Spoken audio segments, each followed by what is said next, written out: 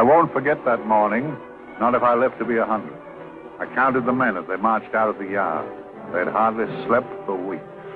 We of the CID had slept even less, but the nightmare that kept us awake was all the same nightmare. That's why we weren't surprised when the commissioner asked us up to the conference room for a bit of a talk. He'd talked to us plenty, we knew that.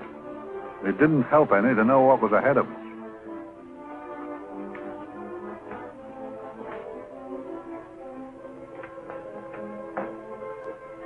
Must we have that window open, Gregson? Oh, shut it if you want to. Chief will be in enough of a temper without having a ruddy blast down the back of his neck.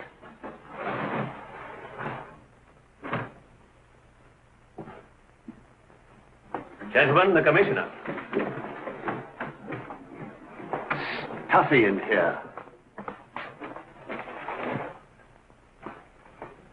Be seated, won't you? Gentlemen, if you wish to know what able men you are, read any of the works of popular fiction that glamorize your achievements, but don't, I beg of you, read the daily papers. They might give you an inferiority complex. I hate to mention it, but we're confronted with a series of the most atrocious murders since Jack the Ripper. And in the meantime, the CID might as well be playing at shove halfpenny for all the good we've accomplished. Now look. Here, here, and here. Each of these red flags scattered through the city stands for a woman brutally murdered, a woman's terror, a woman's death agony. These are no ordinary crimes. These are the works of a fiend who kills first and mutilates afterwards. A ghoul who hacks off a part of his victim's body and carries it away with him. A loathsome souvenir of his butchery. 3 women murdered so far, and you haven't turned in one clue. You haven't given me one lead. Here you sit and wait for news of a 4th victim, with your arms folded.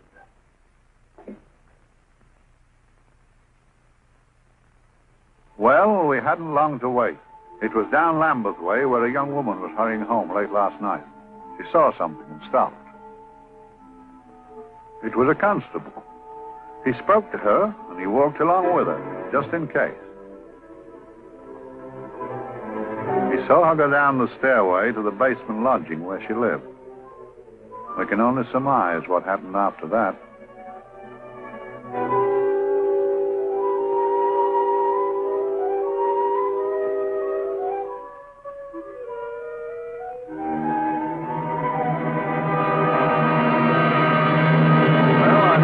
Pride in my pocket and went to see the man who'd so often helped out Inspector Lestrade and myself in the past, Mr. Sherlock Holmes.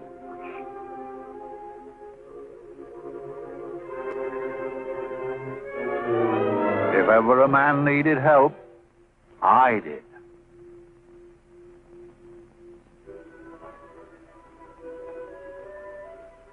This makes 4, Inspector. 4 defenseless women here in the heart of London. And everyone with the right forefinger hacked off. Not hacked, Inspector Gregson. Cleanly, expertly severed. The work of a skilled surgeon. That's our only clue. Much about the age of my sister's girl. Is there no way of stopping this, Mr. Holmes? Yes. There's a way, somehow. The fiend that did this. I promise. I promise. We've nothing to go on. That's the rotten part of it. We can't get far without knowing the motive. Well, at least we know what the motives were not. It wasn't robbery, nor passion, thanks be, nor yet vengeance. Because they all came of totally unrelated families. Steady, Inspector, steady. Sorry, Mr. Holmes. I don't turn a hair when it's a bloke who can look after himself. A little slip of a thing like that. Yes, it's horrible. Come on, let's get a drink.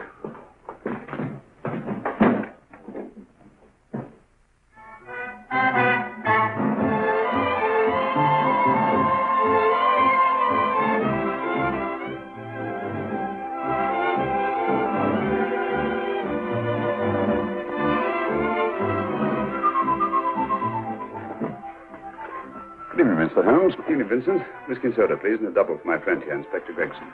Thank you, sir. Make mine Irish. Decent of you to give me a hand with this thing, Mr. Holmes. Always a pleasure to be of help to Scotland Yard, Inspector. Little out of my line. Looking for a maniac who murders just for the fun of it. Or perhaps just to get a human finger. In all 4 cases, murderer risked capture by stopping to secure a finger. Well, what for? Who knows? He's just a madman. Perhaps there's method in his madness. If we could just trace those missing fingers. If we could just drain the English Channel, we might find a penny. Huh? Oh, thank you. You may keep those, Mr. Holmes. Thank you.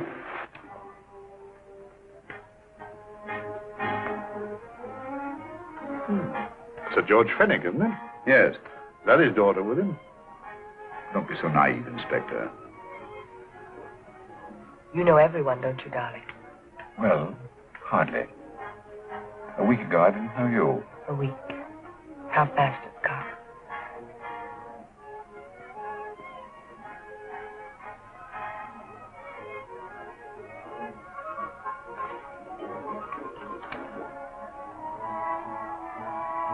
I collect these things. How very quaint of you. Shall we go? Yes.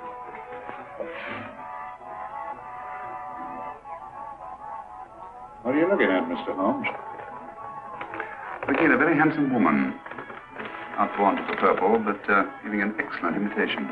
Would you like to come to my flat for a nightcap? Lovely idea. Yes, isn't it?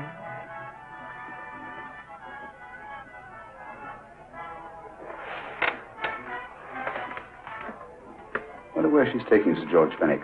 Don't be so naive, Mr. Holmes.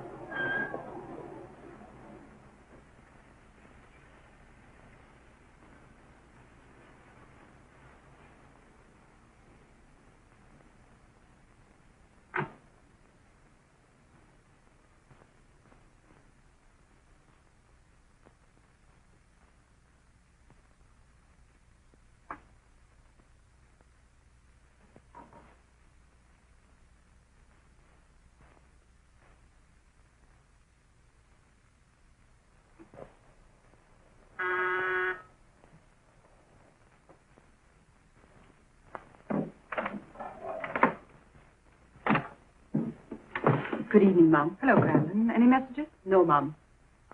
Thank you. Drinks, Crandon. One of your nice surprises. Yes, Mum. I say, you don't mean that...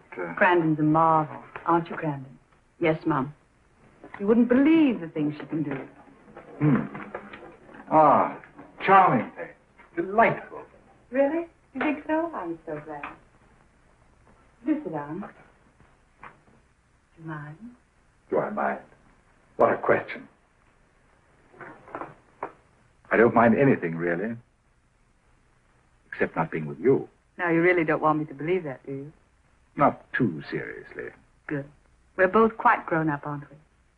Quite.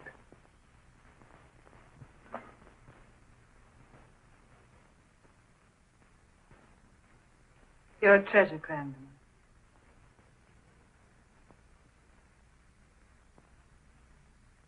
And lower the lights a little as you leave.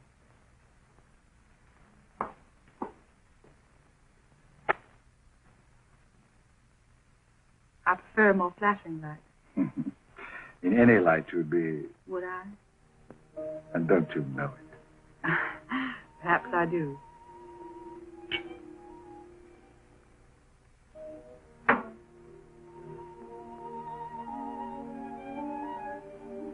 Oh, that priceless woman. You wouldn't believe it, but she's absurdly romantic. She loves dreamy music, and she thinks that we... But we do, don't we? Do we? Well, it's rather soothing, restful. Yes. And we all need rest at times. Like tired children played too long. You've played with wooden soldiers, I suppose. Funny. Hadn't thought of that for years. Toy boats were my special joy. Anything I could set afloat anywhere. Like this. And this. Toy boats sailing into the Never Never Land. The land of beautiful dreams. Look. Look, art isn't it how the light is reflected? Little specks of light that move and move. Like stars on a slowly moving stream. You know, Holmes, I'm very sensitive to atmosphere. No? Yes, I can tell by the feel of this room there's been a murder committed here. It may interest you to know, my dear fellow, it was the other side of that door at the foot of the stairs that the poor girl was murdered. If only I could find it. Find what? The one thing these unfortunate victims have in common that might give us a motive for these murders. There must be something. Another Jack the Ripper, if you ask me, a homicidal maniac. No, Watson. In the case of Jack the Ripper, there was one thing in common. His victims were all from one walk of life, living in the same section of the city. In this case, the murderer chooses his victims from all walks of life and from different sections of the city. No, my dear fellow, this is not the work of a homicidal maniac. It's something infinitely more sinister. You know, the creeps. What else are you talking about? Watson, I'm convinced that these murders are only incidental to some larger and more diabolical scheme. That may be, but why the severed fingers? The answer to that question, my dear fellow, is our only hope of solving these mysteries. Yes, sister, I am so happy. I had such a lovely holiday at Brighton with you and Alf. And I'm looking forward to being with you again. Poor little thing. Sort of raises a lump in your throat. I can picture her sitting here happily writing this letter. And a not bit realizing that she's shortly going to her death. Hello? Gregson. Oh, there you are, Mr. Holmes. I've been looking for you everywhere. What's happened? Murder in Edgware Road, not half an hour ago. Woman? Yes. And the right forefinger cut off clean.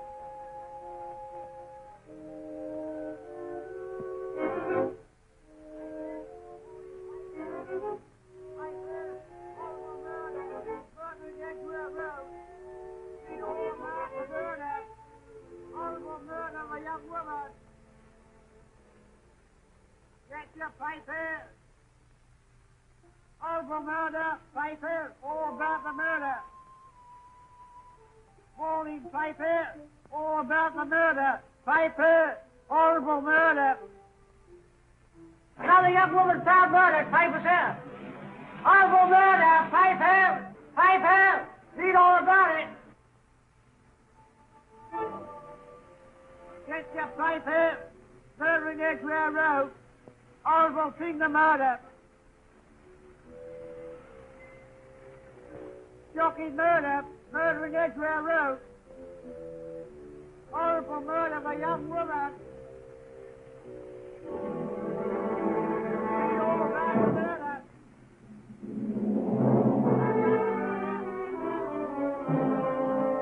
Only fancy, Mum. There's been another of those horrible murders. Dear, dear, how shocking. Yes, Mum. I really don't feel quite safe here myself. Oh, dear.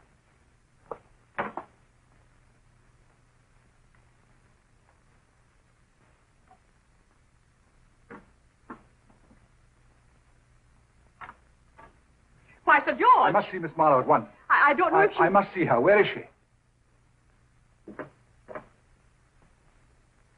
Lydia. Why, Sir George, what is it? What happened? I don't know. You'll have to help me. You've got to help me. But I don't understand. Listen. I woke up a few minutes ago in a cheap boarding house off Edgware Road. I don't know how I came there. I don't know when. The last thing I remember is being here with you. Calm yourself, Sir George. When did I leave here? Well, it was about, it was 10:45, Mum. Precisely. You seemed, forgive me, just a little distressed. Detached, not interested. I thought I'd said something to offend you. I don't remember.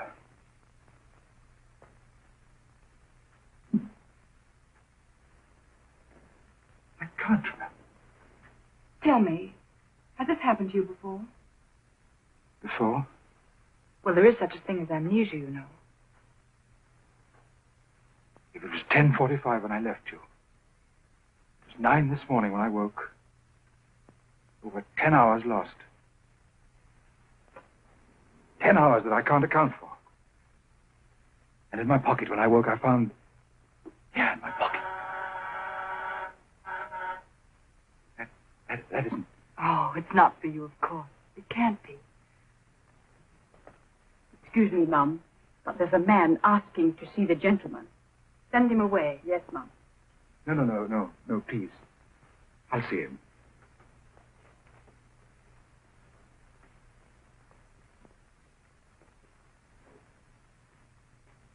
Well?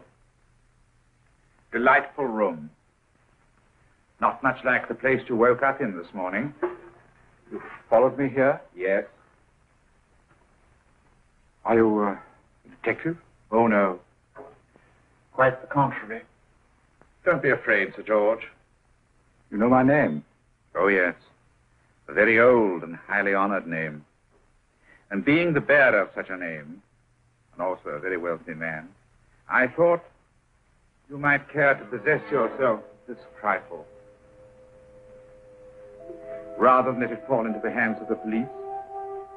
It is yours, if I'm not mistaken. The initials, GF. Where did you get this? It came out of your pocket. I saw it fall, but you never noticed.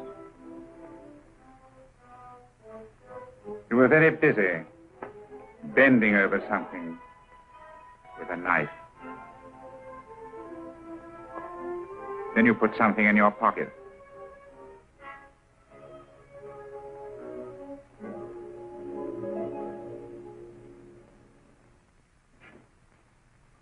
Come along, Holmes, come along. How many more times must I tell you? You're missing a treat. This is delicious. Little jam tarts to follow. Aren't you tempted? You and your flesh pots. They tell me that fish is good for the brain. Brains haven't any. You realize that a whole day and a night have gone by since that festive affair in Edgware Road? I'm as much in the dark as ever.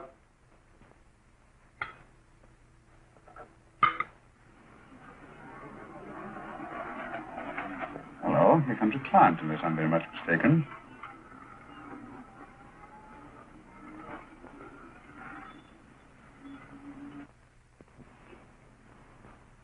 Oh, attractive. Very attractive.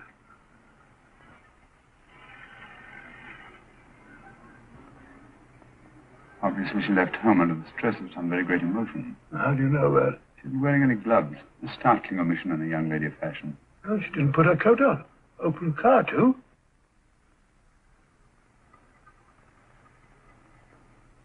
Furthermore, there's something in that bag she wants to show me. What makes you say that? The bag doesn't match her dress, indicating it was picked for size rather than style, to accommodate some bulky object. You amaze me, Holmes. What do you mention, my dear fellow?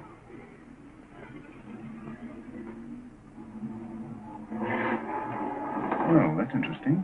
What is? The cab. Turning at the empty house. Wonder why he followed her here. Oh, wouldn't you? Quite possibly with glasses.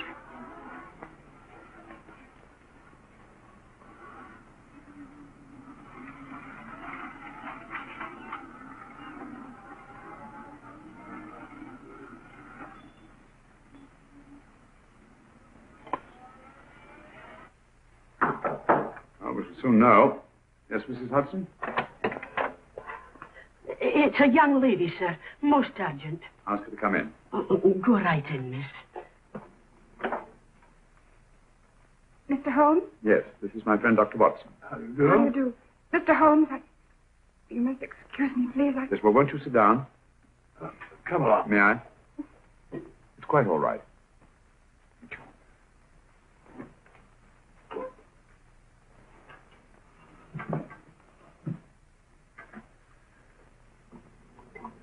Now try to control yourself, Miss Fenwick. You're with friends. You know my name? No magic, I assure you. I've often seen your picture. You're the daughter of Sir George Fenwick, aren't you? Yes. It's about my father that I... What about your father, Miss Fenwick?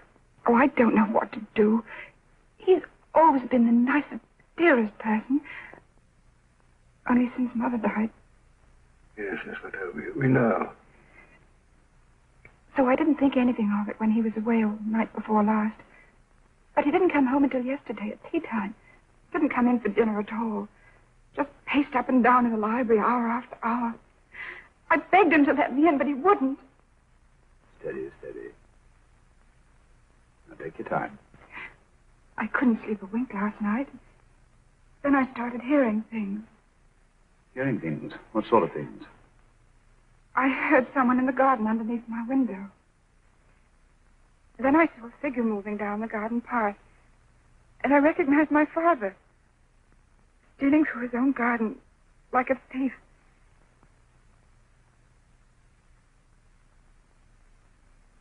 He had a spade in his hand.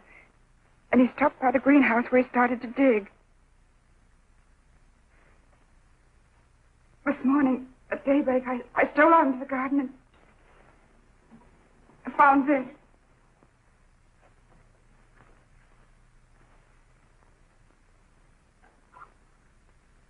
Finger. A human finger. Bring up Scotland Yard, will you, Watson? Ask them to get hold of Inspector Gregson and tell him to meet us at once at George Fenwick's house, Kingston.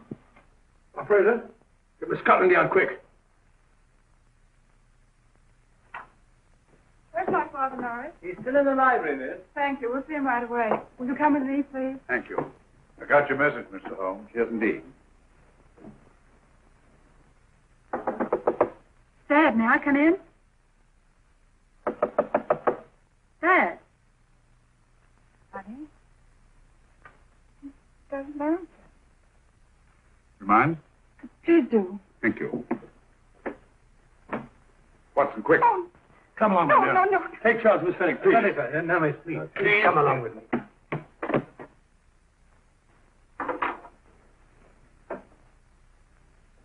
Dead? Yes. What do you make of it, Doctor? Shot in the back, between the second and third ribs. The bullet undoubtedly had penetrated the heart. Look at the powder marks on his coat. I was afraid of this. What do you mean? Don't you remember the man in the cab who followed Miss Fenwick to Baker Street? Well, you don't think he had anything to do with it, do I you? think it's reasonable to assume that he tipped off someone that I've been sent for. George has obviously been murdered to keep him from telling me what he knew. What was the weapon used? Small caliber revolver, point blank range, by the look of the wound. The murderer came in through those French windows. The mud from the garden he brought in on his boots. George must have surprised the intruder. Passed the room to him here. What follows we can't tell. But from the location of the wound, I'd say that he turned his back for a moment, and as he turned, the muzzle of the revolver was placed between his ribs and one muffled shot fired. You mean to say he kept on going, even after he was shot? There's no doubt about it. Look there. The trail of blood leads us back to the desk. Something Sir George was after. Something. I know. He was trying to summon help, Butcher. I don't think so, Watson. There's the bell pull by the fireplace. No, you'll notice from the trail of blood that Sir George made straight for this desk here. I wonder, there's something he was desperately anxious to get. Hello. His right hand's clenched. Perfectly natural. Death agony. The left hand lies open. Why only one hand clenched in the death agony? The right hand, the hand nearest the desk. Please note that. If Sir George took something off this desk, something so important that he spilled his last drop of blood to get it, I want to know what it is.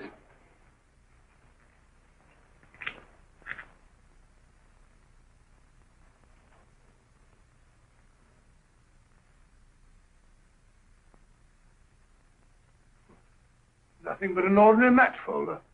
Where does that lead us? I imagine to something very important, Gregson. This match folder's from Pembroke House. Why shouldn't it be? He was there, you know. We saw him yesterday. Yes, but the effort he made after he was shot to get hold of this match folder. It's just possible he wanted someone to remember Pembroke House. He may have wished to recall it to someone who saw him there. Someone who, like ourselves, saw him with a woman.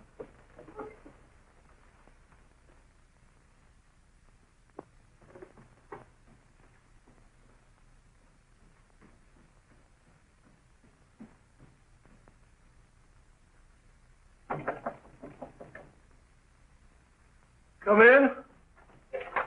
Oh, Dr. Watson, this came by hand for Mr. Holmes not 10 minutes ago. Thank you, Mrs. Elson. That would be the report from Sir George's bank. What, Mr. George? Oh, really? Don't you remember his daughter told us that he just closed his account? And had looked into it once.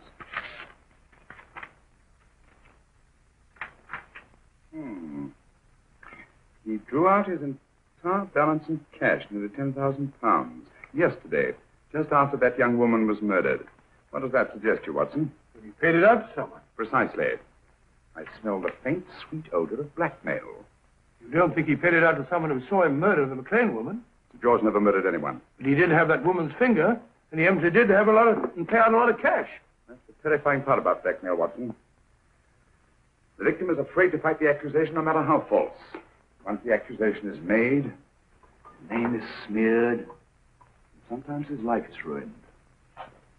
Well, if George didn't commit these murders, what fiend did? I rather think they're not the work of any one man. Oh, come, Holmes.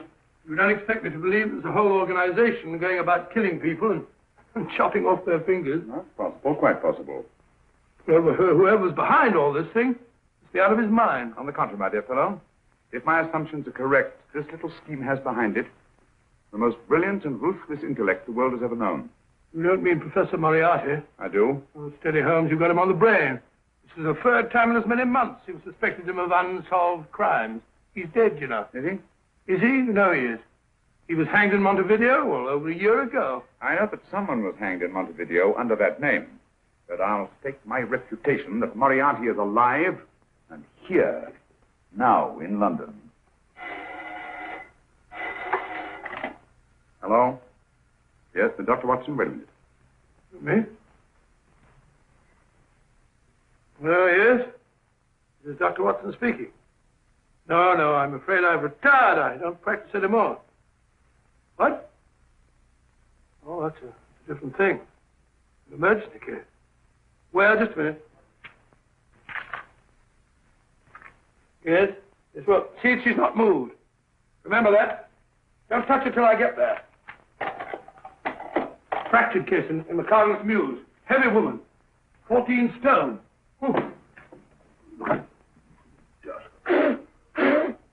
14 stone. Just the sort of person who would hoist herself up on a stool to feed the canary. There ought to be a law against fat people keeping little dicky birds. Well, so long, old man. I shan't be very long. I haven't used that bag since I brought little Amelia. What's her name in the world? Grew up to be a very attractive child. Oh, who wouldn't with a name like Amelia? Amelia. Amelia.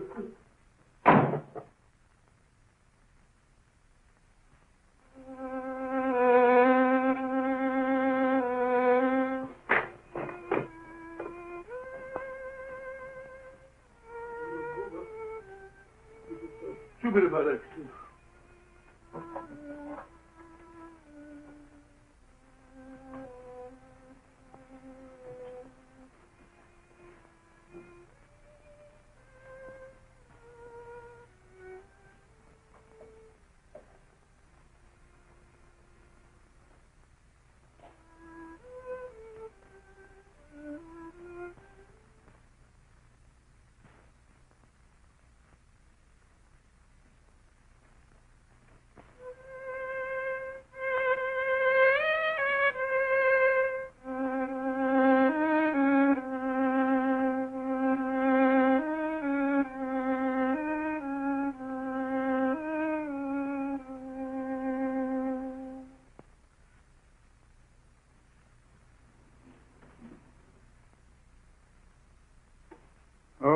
Professor Moriarty.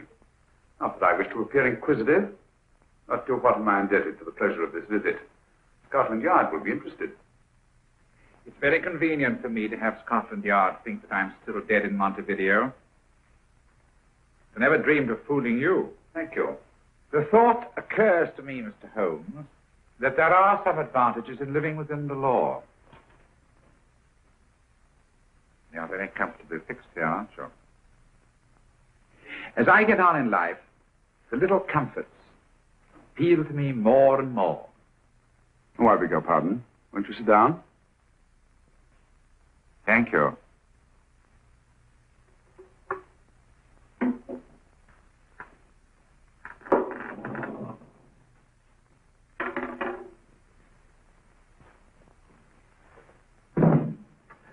And now, Professor Moriarty, what can I do for you? Everything that I have to say to you has already crossed your mind.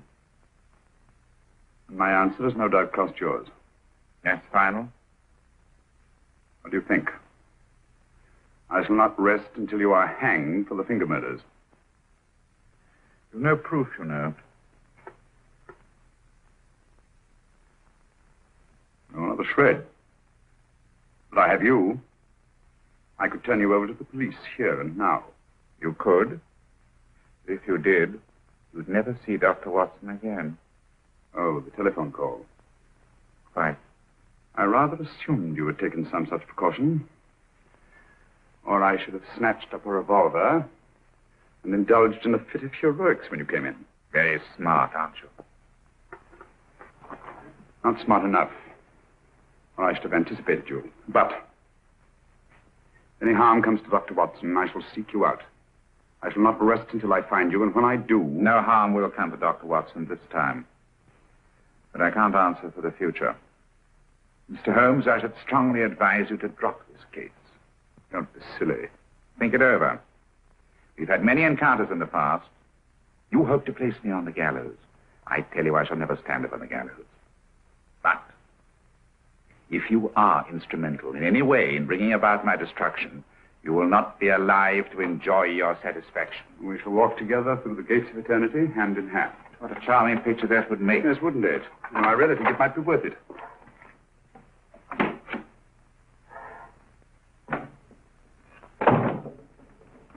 Shoelaces, Governor? What happens up here? And strong enough to hang yourself. How many more times since I tell you I don't want your filthy shoelaces or your company? Shoelaces, Governor? Last impertinence. Run along, my good man, or I'll give you in charge. Shoelaces, Governor? Shoelaces, Governor? You're a poor bloke. What's only got one arm? Any luck with Mr. Holmes? You can read his obituary in tomorrow's papers.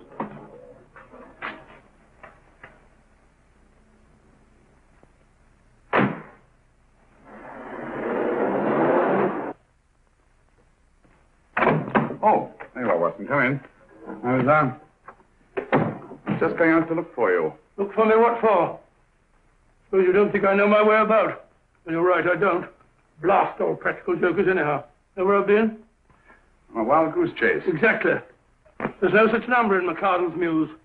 Some fool's idea of a joke. Did you see anyone? No, nobody especially. Only a whining old idiot selling bootlaces. Assistant beggar, wasn't he? Stuck you like grim death. Huh? How do you know? Finally left you for someone who looked like Bella Pickings. Someone, my dear Watson, was Professor Moriarty himself. What? Just called on me. Moriarty here and you let him go? But you are out of your mind. Why?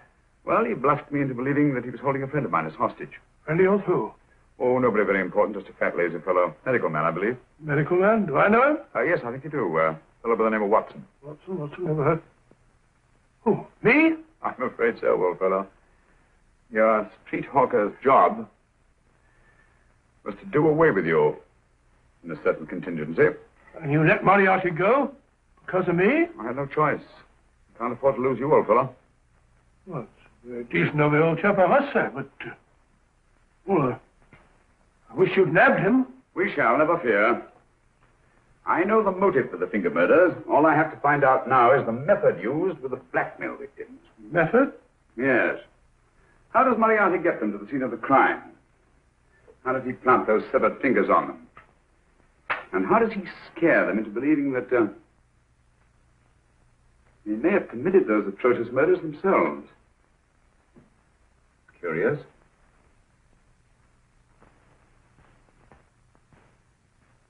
Very curious. Huh? Curious? What's curious? That window in the empty house across the street. First floor front. Oh? What's wrong with it? It's open. Well, shouldn't it be open? If it wasn't open half an hour ago, I'll stake my life on that. Well, it's not our business. Let it stay open. I wonder if you'd go over, old fellow, and see what's the matter. Trespassing. Against the law. Well, I'll go myself. Oh, well, if you're going to put it like that, ridiculous waste of time. Think about shutting windows at this hour of the night. Yeah, you'd better take this torch. Don't take what... Dignified job for a doctor. Dr. Watson, the torchbearer.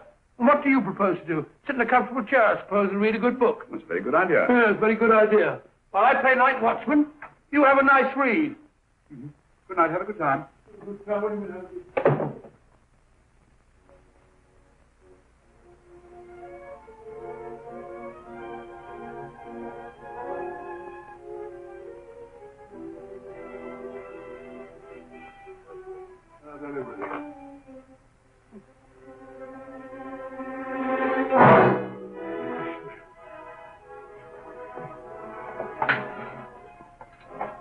What's it for?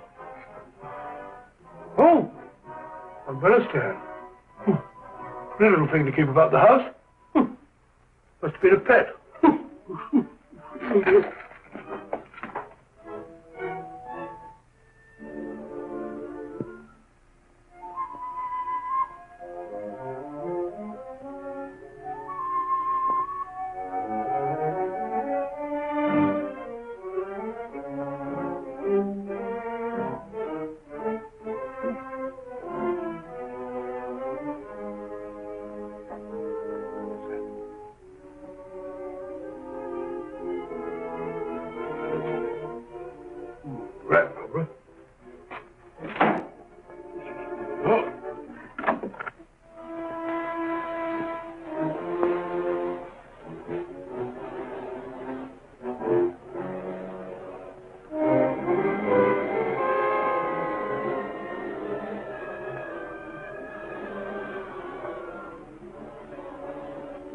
He sits comfortably reading a book.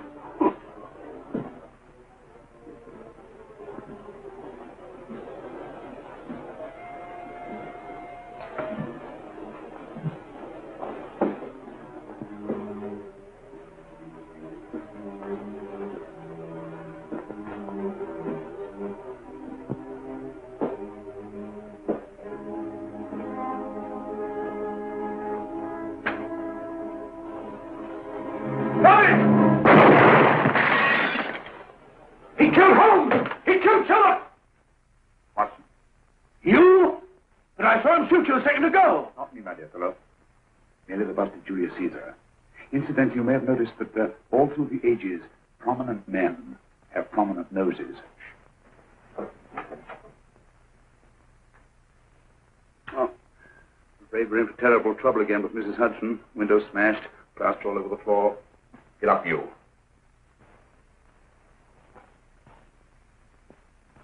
Corporal Williams, Middlesex Regiment. Discharged from the army as physically unfit. Yeah. Papers seem in order.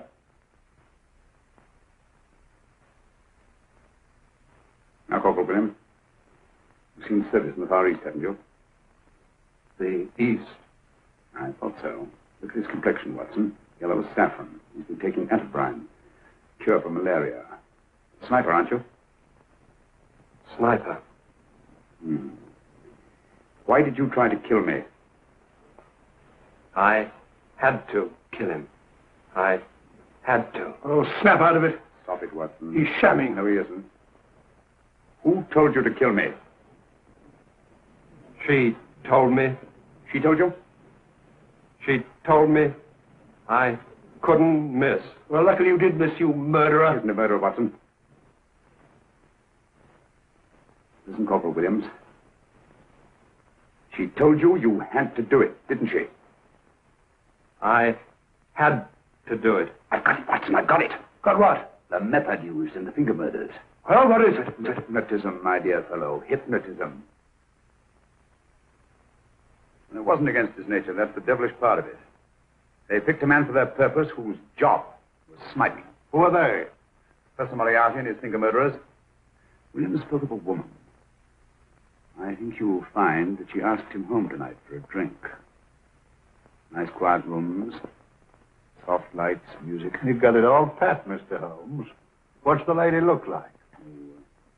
Up 30, nice figure, blonde, lustrous eyes. Really? Got a phone number? Williams will give us her address.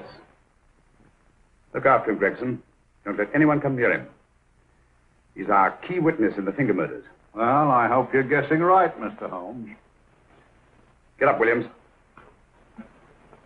Now, go with Inspector Gregson anywhere he tells you. Come on. Yeah.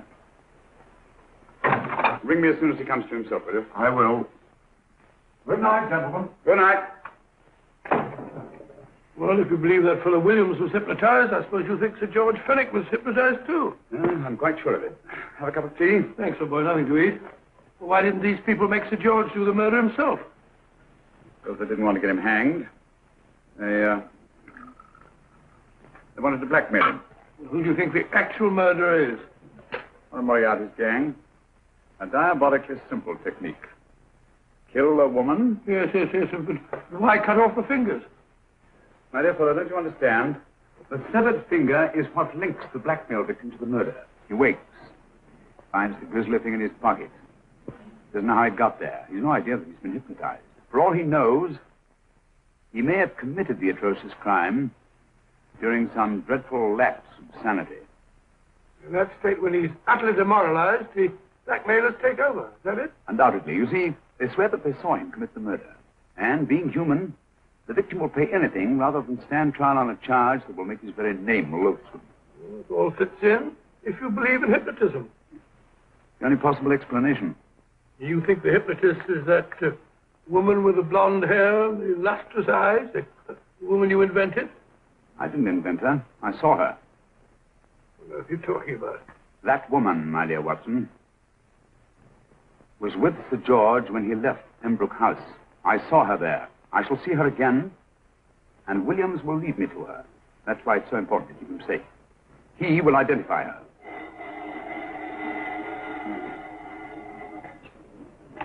Well? Yes? Inspector Gregson?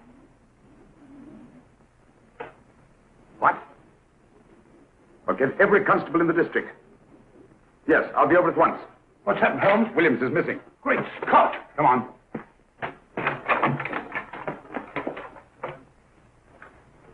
Lorry crashed into Gregson's car. During the confusion, Williams disappeared. Escaped, eh? No, kidnapped. To keep him from talking when he came to. You don't think that Moriarty... Moriarty? Anything is possible.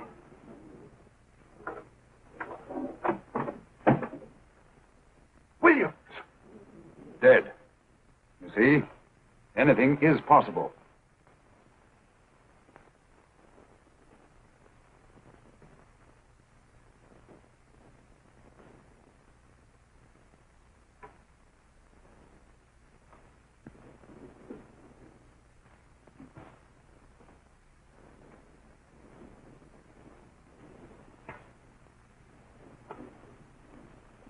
Oh, good morning, Professor Moriarty. You startled me. I'm dressing another darling, a dear little nurse. Is there anything wrong with your finger? Just a splinter. Nasty thing, splinters. Most trying. One can't be too careful. But I'll get it out for you. I have the very instrument to help you. Sharp enough to split a hair. Put those tools away until they're needed. But they're not tools, sir. They're instruments. Put them away. Is Lydia in? Yes. But really, you should let me. Get dressed. Holmes and Watson just left Baker Street for the Mesmer Club. Mesmer Club, the meeting place of all the top hypnotists in London. Do you suppose that Mr. Holmes is onto our method? It is suspects. It's merely a suspicion. It's our business to see that it ends there. I hope you're right. Williams passed away before he could talk, remember? What do you want me to do? Go to the Mesmer Club, meet Holmes, and induce him to come back here. Isn't that a bit dangerous? Every meeting with Sherlock Holmes is potentially dangerous. However, you say he didn't see your face at Pembroke House. And how would you suggest I get Mr. Holmes to accompany me here? Kidnap him? Oh, no. Holmes has one weakness. His insatiable curiosity. If you can arouse that, you can lead him anywhere. It's up to you to take advantage of any opportunity that may arise. This way, please, gentlemen. I'll tell Dr. Onslow that you're here. Thank you. And this is the Mesmer Club. If you ask me, hypnotism is a lot of mumbo-jumbo. Oh, come now, Watson. As a medical man, you must admit that hypnotism has its place in modern science. That may be, but 90% of hypnotists are crooks of the worst kind. Nothing more than a lot of charlatans exploiting weak-willed morons. Ah, Dr. Onslow, I believe. Happy to meet you, Mr. Holmes. Your brother Mycroft suggested I might be of help to you. He's a valued member of our little group of charlatans and crooks. Beg your pardon, sir. I didn't know you were listening. Behind the curtain. My friend, Dr. Watson. Oh, delighted. I wonder now. You see, we're in the midst of a little experimental session at this very moment. If you'd care to join us. Certainly. That'd be very instructive. Oh, well, will you follow me? Thank you. Behind the blasted curtain. Intrigue is taken. Today, the therapeutic value of hypnotism, as we now call it, is conceded by innumerable physicians. Especially is of value in surgical cases where the administration of local or of general anesthetic is inadvisable. Inadvisable poppycock. For the sake of latecomers, I may say that I have placed this subject under profound hypnosis. In this condition, he can feel no pain, even under applications which normally would be excruciating. Excruciating? You excuse me, please. Carter, you are having a peaceful sleep. You feel nothing. Your arms and your hands are without sensation. Mowbray, the long needle.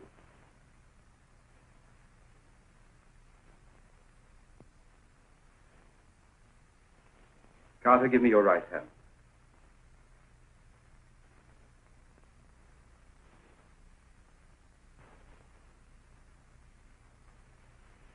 As you observe, the needle has been thrust completely through the subject's hand. No feeling, no pain. This lack of feeling is the one infallible test of profound hypnosis. Nonsense. Fellow's full of drugs. Well, isn't he? Definitely not, Doctor. Wake up, Carter, wake up. You feel well and rested, remember. No pain anywhere. Wake up, wake up. I say, when are you going to begin? All through, Carter. Stand up. This way, sir. And, these all the people that come here? Oh, no. Others keep dropping in all the time. I suppose it's all right for those who believe in it, but of course, I'm a professional man myself. Then you don't believe in hypnotism, Dr. Watson? I don't deny that there are certain types of hysterical, feeble-minded people who go on if you point your finger at them. But anyone with an ounce of character... How right you are. You see right through our little artifices, don't you, Doctor? Right through, my dear sir. Right through. Right so. But with the feeble-minded, as you say... excuse us, Mr. Holmes. Certainly. Step over here, won't you? Certainly, sir. Anything to oblige. Let me show you how easily we charlatans take advantage of them. Now, sit down, Doctor. Now, we set a thing like this in motion. It's wonderful, the attraction on the feeble-minded, of course. The continuous motion, if they just let themselves follow it. Of course, you could stare at it till doomsday, Dr. Watson, with no effect at all. still, it might make you a little drowsy, like the white ribbon of road at night when you're driving. The rhythm is smooth, unbroken, and the road goes on and on, round and round, always the same, winding and winding. And you're drowsy, you're tired. Let the road come into you, as it were. The long road, the smooth road, the road to sleep. Sleep.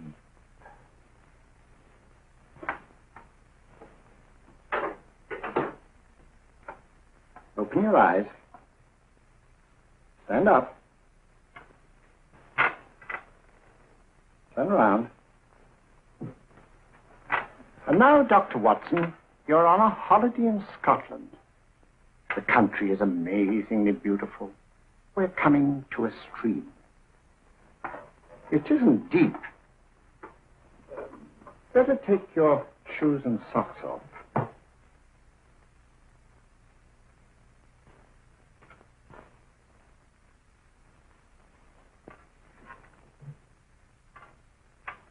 Roll up your trouser.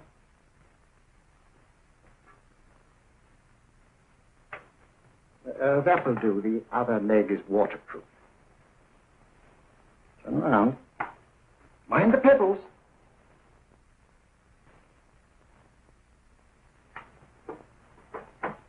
Sit down.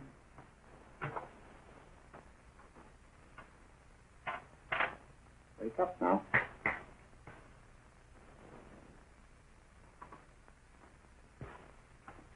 I see. What did I tell you? It didn't work with me. Why, nobody with an ounce of character.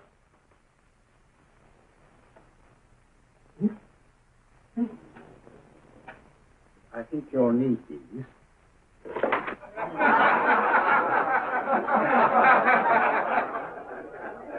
Going to laugh at? Watson, she's here. Oh, woman you're looking for? Yes, I'm going to meet her. Perhaps I can induce her to take me to Moriarty. Do you think it's wise, Holmes? May not be wise, but it's essential. After all, I've held my own with Moriarty in the past. But isn't it dangerous? She might be a hypnotist. My will isn't stronger than hers. I deserve to be hypnotized. I feel I must protest, Dr. Onslow. I was told this was a gathering of serious students of a great science, and I find myself in the company of buffoons. Oh, my dear madam. Eliot and Esdale brave. Were those men martyrs for the truth? That you may laugh over your childish, cruel tricks? I must say I'm in complete agreement with you, madam. This was a most unnecessary performance, Dr. Onslow. Beg your pardon, sir. My name is Holmes, Sherlock Holmes.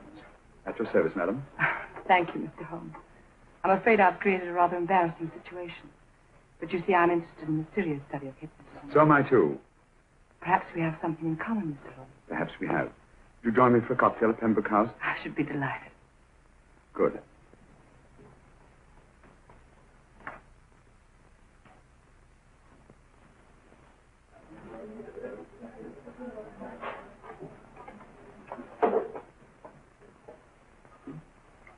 Thank you. I didn't know there was such a pleasant place in London. It was so nice of you to suggest our coming here. I thought a little pick-me-up would do us good. You mean you thought I looked... I like the way you look. Thank you. I suppose I did lose my head a little at the Mesmer Club. But you see, hypnotism is almost a religion with me. I know so well what it can do to help, heal. And I can't bear to see it used for trivial purposes. I know very little about it. That's why I went to the Mesmer Club. You see, I'm rather puzzled just now with the case that I'm working on. How fascinating. Tell me about it. The murder of Sir George Fenwick. Fenwick? Who's he? Quite a well-known figure. Odd now I come to think of it. Last time I saw Sir George was here at Pembroke House. Strange. Yes, isn't it? He was sitting, I believe he was sitting at this very table. Cigarette? Thanks. Do go on. There was a charming lady with him. He was lighting a cigarette.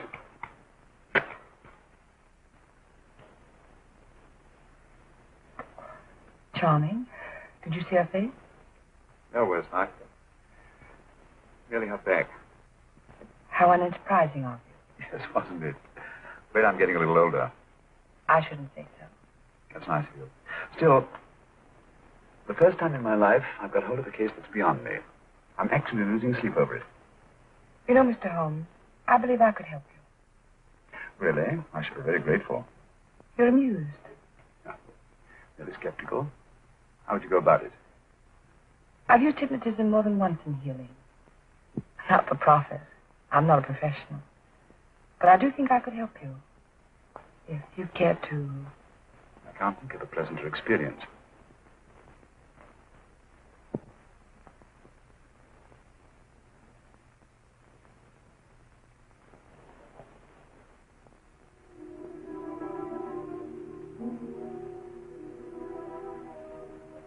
Low light, music, is that all there is to it? You must relax, Mr. Holmes. I'm afraid you're a rather difficult subject. So I thought perhaps a little help. Materia medica might be advisable. Drugs?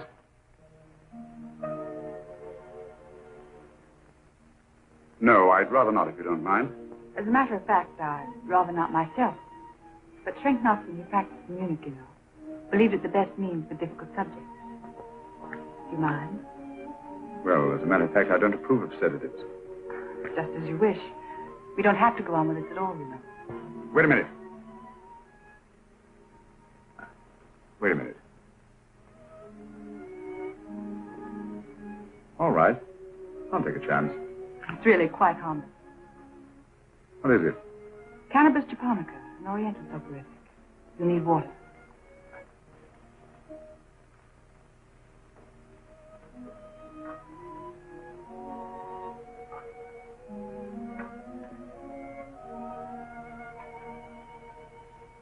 Thank you.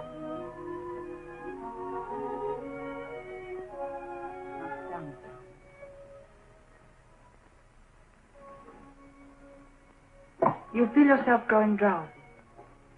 Don't fight it. Give in to it. Because you do want to sleep, you know. Just fix your eyes on this one white flower, floating on the water. Empty your mind of every other thought.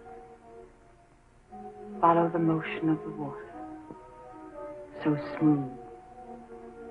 Not a ripple. Waters of forgetfulness.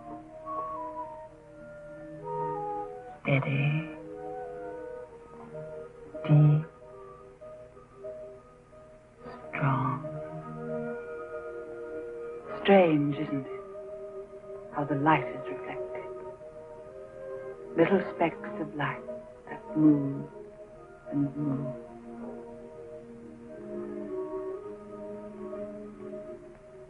It's restful here. Peace. Friendly. And you're very close to finding what you're looking for. You'll find them soon now. The guilty ones. When you're rested, gentle waters are closing over you. Steady, deep, strong, drawing you down, down, down.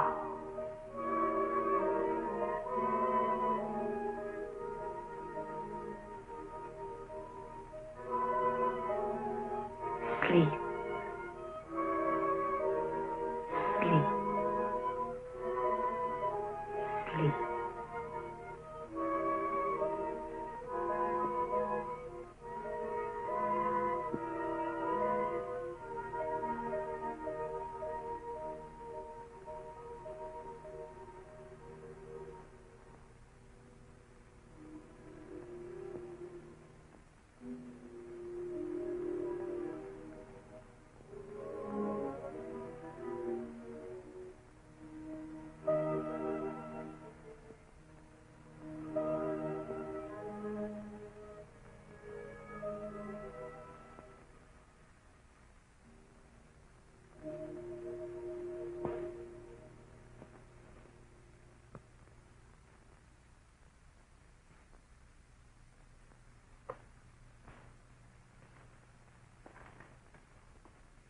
Here he is, Professor Moriarty.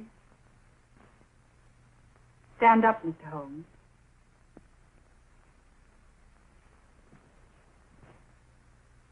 Open your eyes.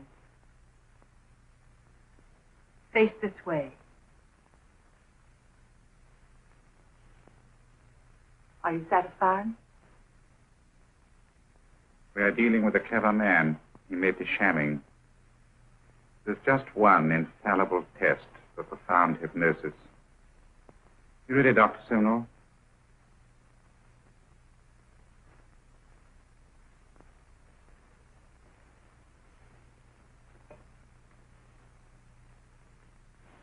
That will do, Doctor. He couldn't fake insensibility to the knife. I congratulate you, Lydia. Turn round, Mr. Holmes. Now walk to the desk.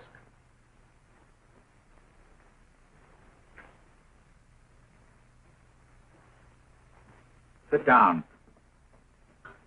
Take that pen and write what I tell you to write. I have at last found a case which I cannot solve.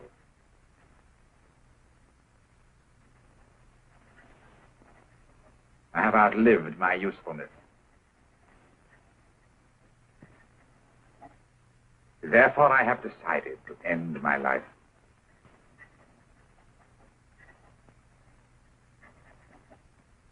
Sign your name. Now blot it.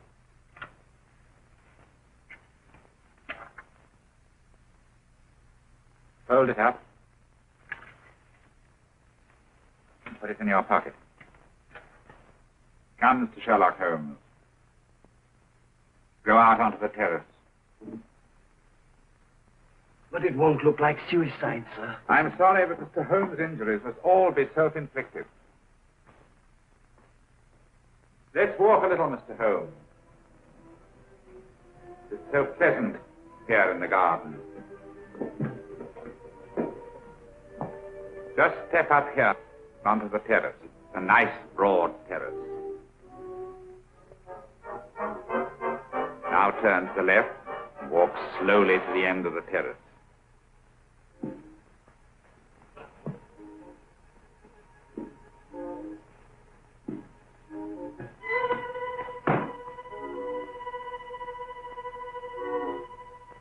Don't stop. You must walk to the end, you know.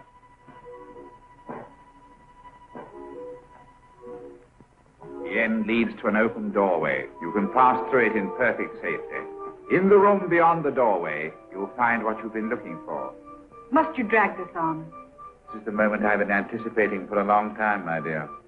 Go on, Mr. Holmes.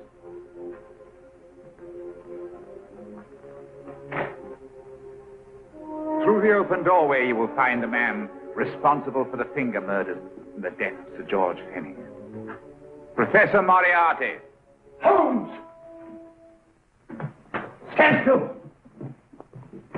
What a beautiful view, Watson. I'm quite enjoying it. No, you're not. You're hypnotized. You're under a spell. Stand still. Don't move. Steady, Holmes. Steady does it. Stand perfectly still where you are. Nonsense, Watson. You don't know what you're doing. Of course I know what I'm doing. You mean you're not hypnotized? Certainly not. Then get off the wall, you idiot. Oh, look out! Oh, Dear fellow. what were you doing up there? Holding the fort until you arrived. What kept you? Oh, I ran into a spot of trouble on my way to Scotland Yard. I was arrested for exceeding the speed limit. Your luck seems to hold, Mr. Holmes. I'd hardly call it luck, Professor. You see, I substituted a drug of my own for the one that this dear lady pressed on me. You are clever, aren't you? A drug that, although it leaves the subject conscious, renders him quite insensitive to pain. That accounted for my lack of reaction to Dr. Simnel's knife. Well, Gregson, quite an impressive haul. Even Inspector Lestrade himself couldn't have done any better. Thanks, Mr. Holmes. Take him away. All right, put her in the van. I was right, Mr. Holmes. You are a difficult subject. Thank you.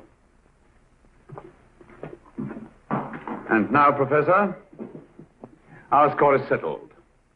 Au revoir until I see you on the gallows. The rope has not been made that'll go around my neck. Come on.